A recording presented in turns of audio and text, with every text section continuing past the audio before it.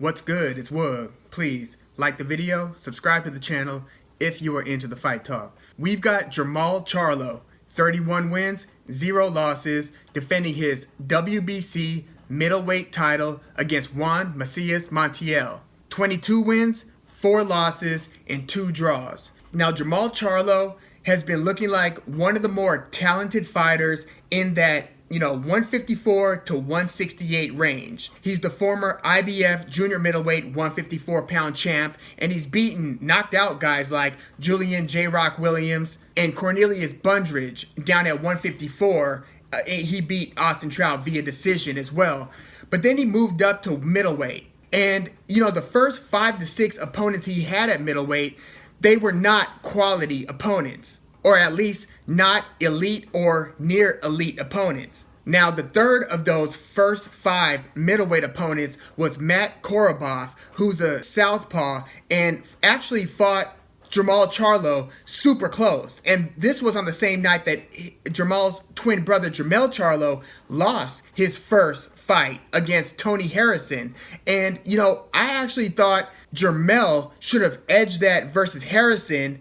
And while Jermall was given a decision win versus Matt Korobov, I thought that Korobov could have arguably won that fight against Jermall Charlo. I thought the judging, both unofficially and officially, was a little bit backwards that night. But one thing I will say about Jermall's performance against Matt Korobov, because he was getting pasted by that left hand, through the first few rounds. I thought he turned things around in the middle rounds and finished super strong, hurting Korobov towards the end of that fight.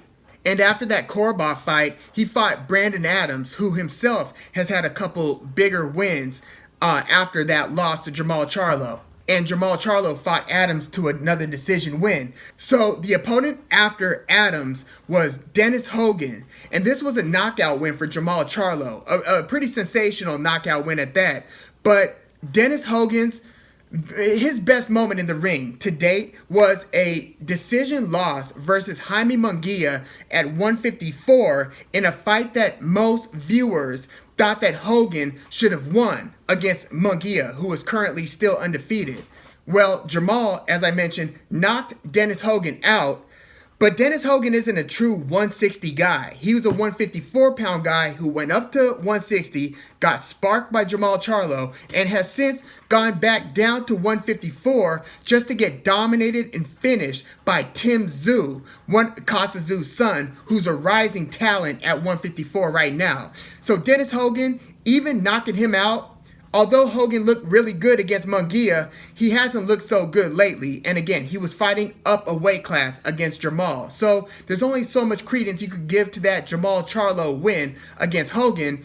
But it's the opponent and win after that had my eyebrows raised a little bit more, like, damn, Jermall Charlo is truly growing into 160 and is looking like one of the best fighters at middleweight. And that was against Sergey Derevyanchenko, who basically was the first opponent, to my eyes, who actually legitimately beat Triple G, Gennady Golovkin. I thought Gennady Golovkin versus Canelo 1 should have been a decision win for Triple G. And then I thought the second fight could have gone either way. It could have been a draw or a win for either guy. But a couple fights later for Triple G was against Derevyanchenko. And again, Derevyanchenko gave Triple G hell. He threw with more volume. He was punishing him to the body and up top, making Triple G look just uncomfortable to the point where I had never seen Triple G have that type of difficulty, to where I was watching this fight thinking,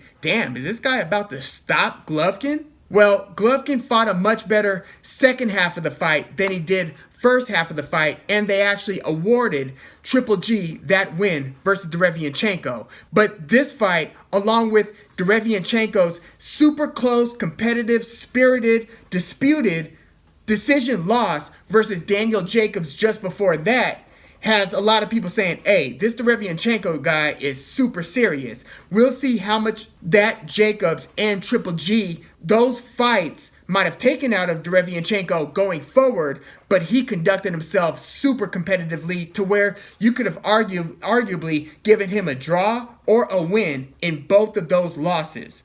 So after the Jacobs and Triple G fight for Derevyanchenko, he then fights Jermall Charlo. And this is Jermall Charlo's best performance at middleweight, even if he didn't knock Derevyanchenko out. He won that by decision.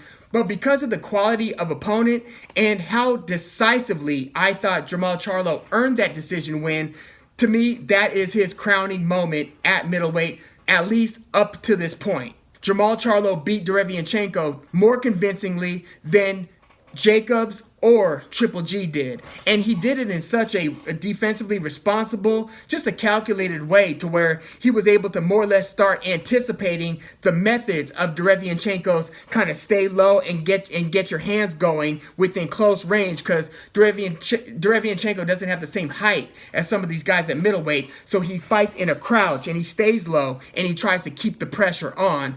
But I thought Jermall, again, was able to navigate that a lot better than Jacobs or Triple G did. So Jermall Charlo is a bona fide WBC middleweight champion right now. And his issue has been, this is one of the divisions, middleweight, that it doesn't seem to serve you well to be on PBC. PBC's got certain other divisions on lock. They've largely got 147 welterweight on lock, minus Terrence Crawford. They've got 154 on lock. In fact, Jermall's twin brother, Jermall Charlo, is about to fight to unify, undisputed, all major belts at 154. Jermall is on PBC as well as Jermall, but Jermall holds 3 of the 4 titles.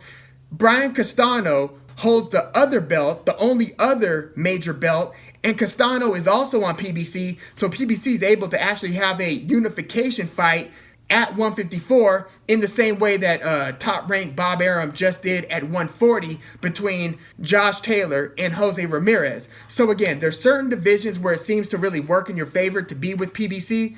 Unfortunately for Jermall Charlo, 160 middleweight isn't one of them. Because if you look at the other top guys at 160, Demetrius Andrade, he's Eddie Hearn, Matchroom, DAZN. Triple G also fights on DAZN. And then Jaime Munguia is on DAZN as well through Golden Boy. So on top of that, it seems like the guys who are wanting to fight Jermall Charlo, the top names that are wanting to fight him, Demetrius Andrade, who holds the WBO belt at middleweight, Jermall Charlo doesn't seem to be interested in fighting. And then the guys that Jermall Charlo does want to fight, Canelo, for instance, don't seem to be that interested in fighting Jermall Charlo, at least not now. Well, besides 160, the biggest fight that seems to be at Jermall Charlo's doorstep, because this guy does want to fight Jermall Charlo, albeit at 168, is David Benavidez, who's on PBC. And Caleb Plant looks like he's going to be fighting Canelo to try to unify all 4 belts. Caleb Plant holds the IBF title at 168 right now. So his plans are about to be filled up, at least for the next several months, to where David Benavidez is about to fight Uzcata guy in a couple months. But after that, it looks like if Jermall Charlo is able to get past Juan Montiel, David Benavidez might be an option. But again, I don't know how bad Jermall Charlo really wants that fight, being that he's just gotten truly acclimated to 160, to where I don't know if he's ready for 168 yet. That's a big step up just size-wise. I mean, David Benavidez is pretty huge. But before we get to that, Jermall Charlo has a fight this upcoming Saturday versus Juan Macias Montiel, who is a strong puncher. He has been knocked out once a few years ago against Jaime Munguia, and this is even before Jaime Munguia's breakthrough against Saddam Ali when he knocked him out at 154. Jaime Munguia basically just beat Montiel's behind from the opening bell, just came at him aggressively, started hitting him with power punches. Montiel wasn't really able to defensively do much. Even when he would try to get a hand up and roll with it, it looked like, the power of Munguia's punches were punching right through that guard, and he knocked Montiel out by the second round. So Montiel got hit hard, early, and often against Munguia and was out of there within like a round and a half. But besides that, the only other 3 losses that Montiel has were via decision, and all of Montiel's 22 wins, all of them came via knockout. So that loss to Munguia aside, I do see Montiel as being pretty durable. He fought Hugo Centeno Jr., the same guy who Jermall Charlo knocked out in the second round. Montiel fought Centeno Jr. to a draw. And this was a fight that really told you more about where Montiel is in his career right now, because this fight took place less than 2 years ago. This was like at the end of 2019, so just a couple months before the COVID pandemic started. Montiel, you know, he's not a fast starter, but he's a very hard hitter. And if you don't hurt him early, you know, Hugo Centeno Jr. was pasting Montiel early in the fight. Just, you know, hitting him, but not hitting him super hard, but was clearly winning the round. But then Montiel hit and hurt Centeno badly, like in the next, I think, second or third round with an uppercut. It was a left uppercut followed by a left hook. There wasn't even a right hand in between it. It was boom, boom. And Centeno wasn't recognizing that punch pattern, because usually guys will see like a 1-2 and then maybe a 3, but with alternating hands. I was surprised to see Montiel follow something as unconventional as a left lead uppercut up with an immediate hook right on top of that. That was an impressive combination. It wasn't typical. So the rest of Centeno versus Montiel ended up being super competitive, and again, it resulted in a draw. Now, Montiel isn't very hard to hit. Even when he has a high guard construct, it looks like the punches get through pretty quickly. And he doesn't have super fast hands, but he has like a pretty long reach. And so he's throwing these clubbing power punches, and he's not, you know, jabbing a ton. He'll jab a little bit, but he's really just looking for opportunities to throw these like either like a long right hand or a sweeping left hook. And he will go to the body. And again, he's durable enough to where if you're not on your P's and Q's, you know, outpointing him will only get you so far, because chances are he is going to hit you with something hard at a certain point. He's a pressure fighter, not overwhelming pace. He's mildly paced, but when he throws with some pretty wicked intentions. And the punches don't even look super hard, but you could tell by the effect that they're having on the opponent that, yeah, he must be packing something, because these guys are either getting knocked out or, in the case of Hugo Centeno, getting jelly-legged and then trying to hold and survive the round. In fact, in Montiel's last fight, it was against James Kirkland, the former, he was never a major title holder. In fact, he never even fought for a major title, but he was surging at 154 for a while. He had some, you know, pretty good wins. He beat, you know, Carlos Molina, but I think that was up at middleweight. He knocked out Alfredo Angulo. That might have been his most significant win. He beat and knocked out Joel Julio, who was a really good fighter. Same with Brian Vera, who I thought beat Chavez Jr. in their first fight, although I think they awarded Chavez Jr. the win, and then Chavez Jr. Won more convincingly in the rematch. So between Brian Vera, Joel Julio, Carlos Molina, Alfredo Angulo, James Kirkland had some quality wins, but, you know, when he would let go of his trainer, Hall of Famer Ann Wolfe, he doesn't seem to do much of anything well, like without Ann Wolfe in his corner. And, you know, you saw that in his fight against Ishida, where it was his first loss. He got knocked out in the first round, and then he got knocked out by Canelo Alvarez, devastatingly knocked out, like put out cold, because of how heavily he was pursuing. He gave Canelo hell in that first couple rounds. Canelo ended up kind of stemming the tide and then turned it around, found his opportunities to counterpunch through Kirkland's recklessness, if you will. And since that, you know, Kirkland's more or less a shot fighter at this point. So I didn't think he was bringing much to the table to begin with in this last fight with Montiel in December of 2020. Kirkland hadn't fought in just over a year. So Montiel came in and actually knocked Kirkland out in the first round. I think Kirkland's at a point where he should probably hang it up. He's taken, you know, in only 3 losses, he's been such an aggressive, high intensity, high action fighter. I mean, it's just been bullets flying for his, you know, through his whole career. And now with 3 really bad knockouts, yeah, I don't need to see Kirkland in the ring again. And I don't think Kirkland needs to see Kirkland in the ring again. But that was Montiel's most recent fight. Again, first round knockout against Kirkland. But when I look at this Jermall Charlo versus Juan Montiel matchup, I'm still seeing a difference in class. And, you know, Montiel is a hard hitter, And he is a pressure fighter, but his pressure is so different Derevyanchenko, where, again, Derevyanchenko's coming in low.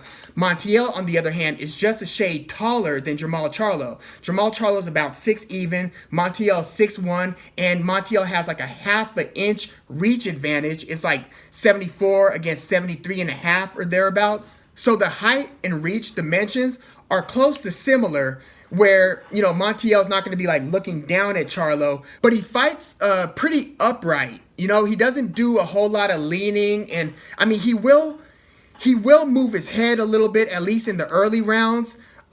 He's improved a ton since that knockout loss to Jaime Munguia, where he was just super stationary and didn't show a lot of head movement at all, a lot of foot movement.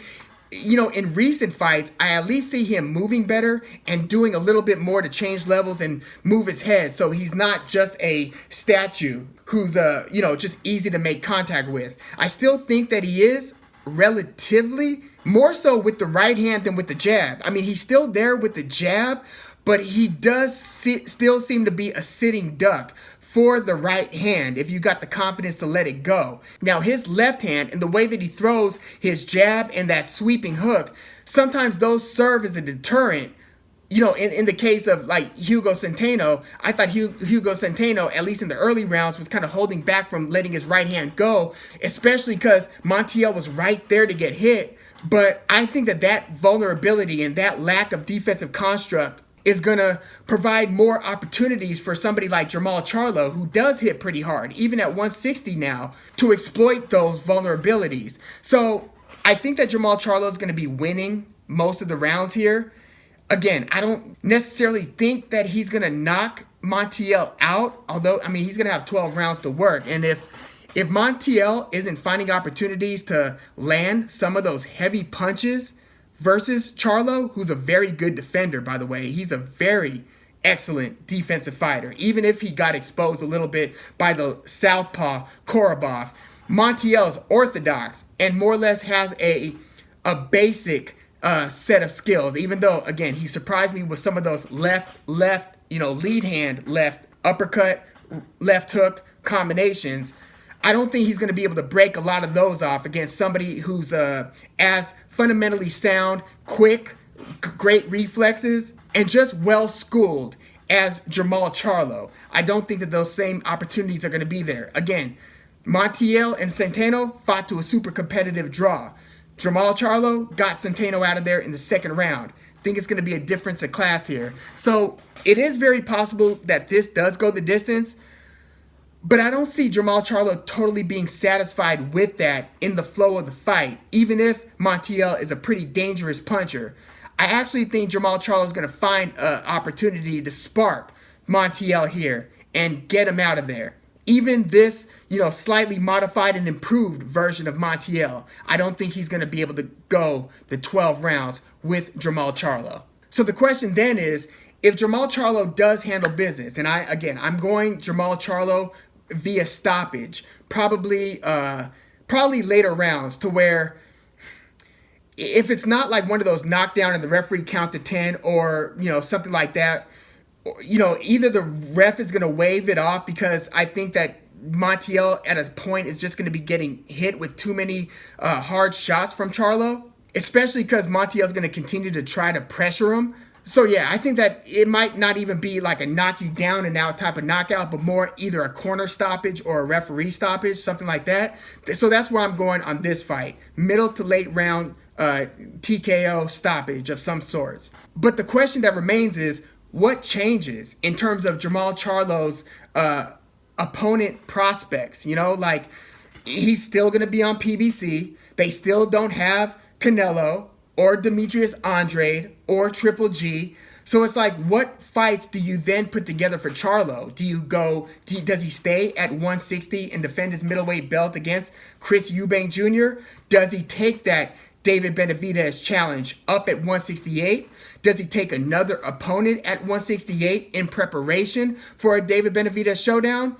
Now, the thing about the David Benavidez showdown, potential showdown, is that Benavidez, two-time former WBC champ, lost the belt twice on the scales and through substance abuse, non-PED substance abuse, David Benavidez doesn't have a belt right there. So how does that really, and he doesn't have a huge name to where a non-title fight versus the guy makes a ton of sense. So what's the incentive for Jermall Charlo to fight David Benavidez aside from appeasing us hardcore boxing fans? Like, man, you just did that. Like, is that enough incentive for Jermall to get in there with Benavidez? Sounds like it would be more likely that Jermall Charlo, I mean, if Caleb Plant somehow beats Canelo Alvarez, big if, right? But like, if Caleb Plant wasn't scheduled to fight Canelo, that fight would make more sense for Jermall Charlo to go up into 168 and fight the IBF belt holder, because then you're a champ at 168 and you could then potentially lure Canelo over to fight you, because Canelo's on a mission right now to collect all 168-pound belts. There's only one more out there, and Canelo's about to fight Caleb Plant for that belt. So it's going to be really interesting to see how they match Jermall Charlo up going forward. But yeah, let me know what your thoughts are on this Charlo versus Montiel fight. You know, I did a whole video on that PBC announcement when they announced all their upcoming fights, minus obviously the Errol Spence Jr. versus Manny Pacquiao. That one caught everybody off guard. I thought it was going to be Errol Spence versus Ugas, but I gave this fight between Charlo and Montiel like the lowest grade out of the different fights because of it feels like a mismatch. I could be wrong here, but I think this is a mismatch, and I think I graded it like a 5 or something like that. Just matchups wise. I mean, it might be an explosive knockout that could, please a lot of, fans and crowds, but just on paper, it's like, why the hell is Jermall Charlo fighting Montiel? I get it. I mean, he's defending his WBC middleweight belt, but, and granted, his last opponent, Derevyanchenko, super high quality opponent. But going forward, I'd really like to see how great Jermall Charlo could be, because now he's turning the corner on 30 years old. I think he's 31 now. Let me double check that. So he just turned 31 years old. So he's now entering that part of your prime for some. Some are washed up by 31, depending on the damage inflicted and how it impacted them. But 30, 31, 32, that's kind of where like you're still retaining your physical gifts, but your maturation and your experience level have then caught up to meet your physical gifts. So it's kind of a marriage between the two. Jermall Charlo is now entering that part of his career. So I really like to see him fight the fights that matter going forward. But yeah, let me know what you think about this matchup. Please leave your comments in the comments, like the video, subscribe to the channel if you are into the fight talk. I'm Woog. Thanks for tuning in.